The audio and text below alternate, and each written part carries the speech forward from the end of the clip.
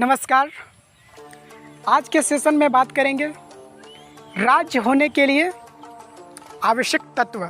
सभी जानते हैं राजनीति विज्ञान के आधार पे देश को राज्य से संबोधित किया जाता है। हम सभी आम बोलने की क्रम में बोलचाल की भाषा में राज्य को देश कहते हैं। तो आइए सेशन प्रारंभ करते हैं। एक राज्य होने के लिए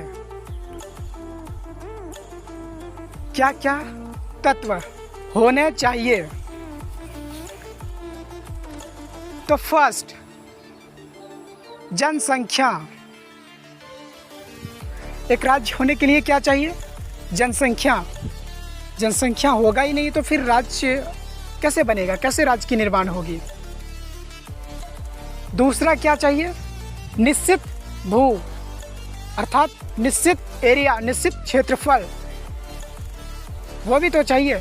ऐसा तो नहीं है ना कोई राज्य है जिसका क्षेत्रफल आज कहीं और है, कल कहीं और हो जाएगा और तीसरे दिन कहीं और हो जाएगा। तो निश्चित एरिया भी चाहिए, निश्चित भू भी चाहिए। तीसरा क्या चाहिए? शासन व्यवस्था। शासन भी तो चाहिए, क्योंकि जनसंख्या भी हो जाएगा, निश्चित एरिया भी हो जाएगा, निश्चित भू भी हो जाएगा और शासन भी नहीं होगा तो क्या वहाँ पे जो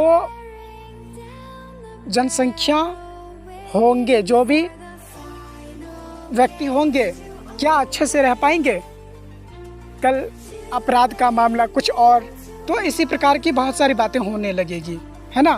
तो शासन भी चाहिए, चाहे वो जैसा भी हो, राजतंत्र, लोकतंत्र, जो भी हो। ये सब आपको YouTube पे मिल जाएगा, हमारे चैनल पे आप जाएंगे तो एक शासन भी चाहिए। और शासन नहीं हो तो स्थितियां बिल्कुल अच्छी नहीं होगी। सांप्रदायिक घटनाएं अथवा कुछ भी हो तो न्याय और राज्य की विकास के लिए शासन चाहिए। और चौथा क्या चाहिए? सॉवरेनिटी अर्थात संप्रभुता।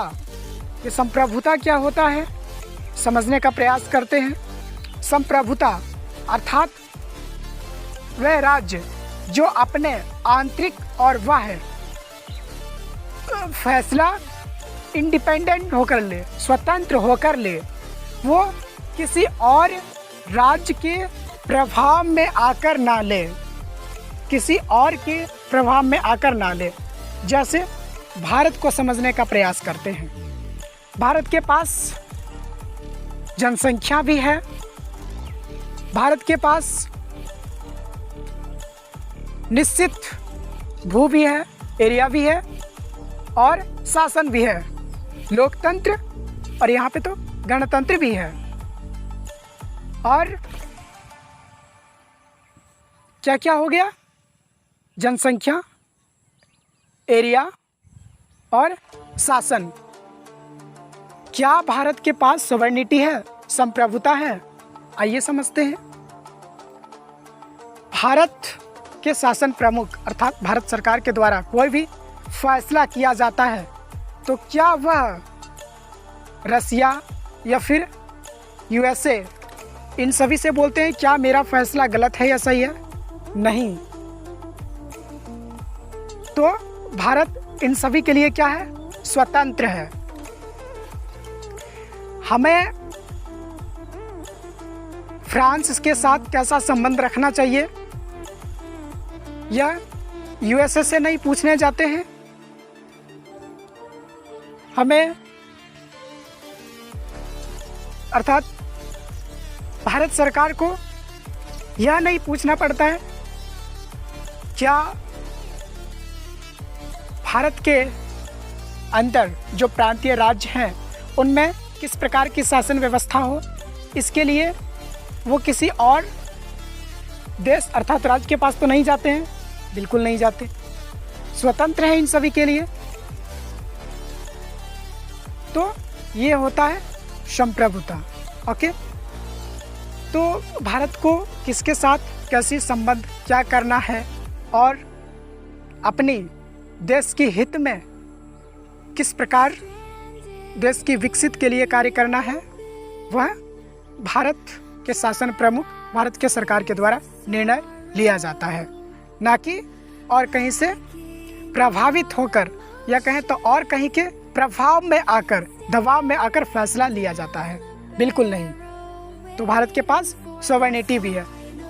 अच्छा, यदि बात करें बिहार, पंजाब, महाराष्ट्र, यूपी, क्या ये सब राज्य नहीं हो सकते हैं?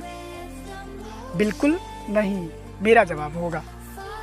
और आप सभी भी अब अच्छे से समझ चुके होंगे वो कैसे।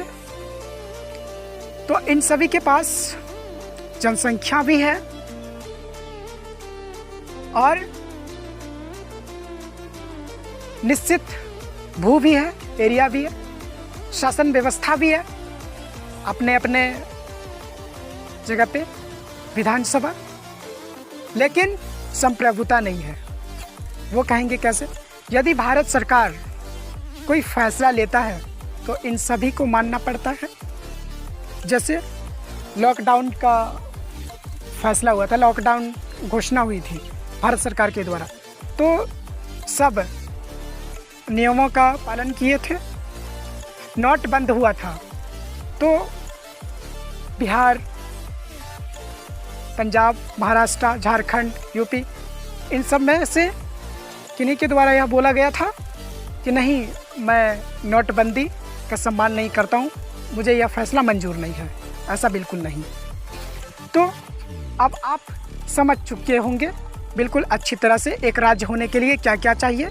पॉलिटिकल साइंस के वे में एक देश को राज्य ही बोला जाता है। क्या क्या चाहिए?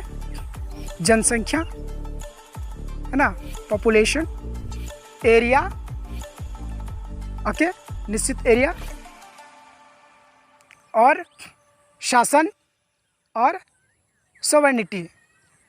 तो आज का सेशन में बस इतना ही, और नेक्स्ट टाइम कभी और किसी और टॉपिक पे बात करेंगे। शुक्रिया।